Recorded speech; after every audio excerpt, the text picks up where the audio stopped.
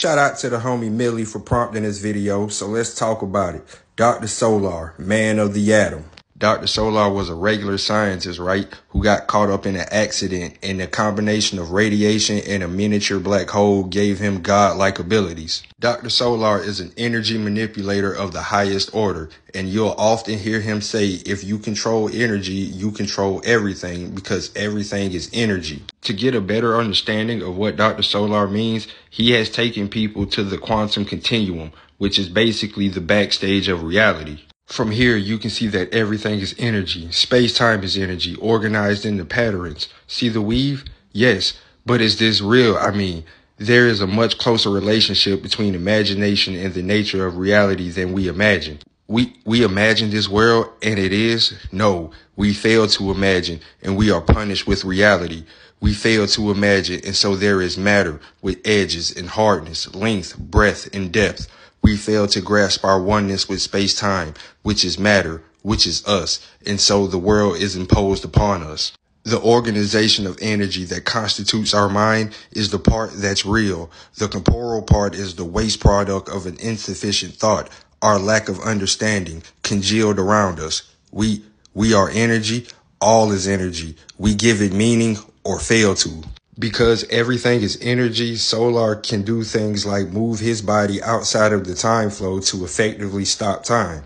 Because Solar is an energy being, he has no physical weaknesses other than his moral code. Absorbs sonic waves to replenish himself, and then he gets caught lacking, but simply reforms his head because you can't hurt energy. Simply just reattaching his arm after it's been cut off, and then even healing up from being nothing more than a head. The Earth was about to be destroyed because of a shift in orbit, and with a simple wave of his hand, Solar fixes it. Doesn't take a genius to figure out what comes next. We can't go toe-to-toe with Solar. He so much as blinks at us and we're dead. Solar states that he can physically be as strong as he needs to be. I never hit anyone in my life before all this started. I don't like doing it, but I'm surprisingly good at it. Control of energy obviously connects mind to body in a new way with perfect coordination. I can probably do anything physical if I focus. And to back that point up, Solar mentions that if he hit this dude for real, he would leave a crater the size of Texas. Dr. Solar has shown to be able to easily absorb entire suns like they were nothing. Because everything is energy, Dr. Solar has shown to be able to split certain psychological aspects of himself into other people. The dude with the buzz cut is called Solar the Destroyer, and he's the warrior aspect of the original Dr. Solar come to life. His destroyer persona can easily absorb suns and destroy them just as well as the original Dr. Solar could. This telepath tries to go inside Solar's mind, and it did not work out for him. Notice he refers to Solar as God or the creator. Once upon a time, Solar got so mad that he created a giant black hole that ended up destroying his reality's Earth. So the man goes back billions of years into the past, finds an Earth-like planet, and starts life again. And by manipulating the gene pool, Solar created the first generation of superhumans.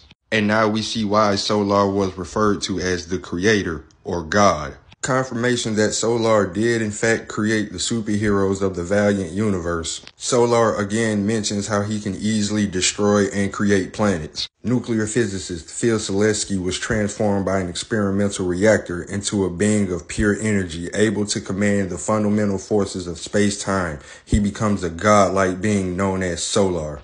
This then, the end result of my rejection of my true state, the powers of a god, the limitations of a man.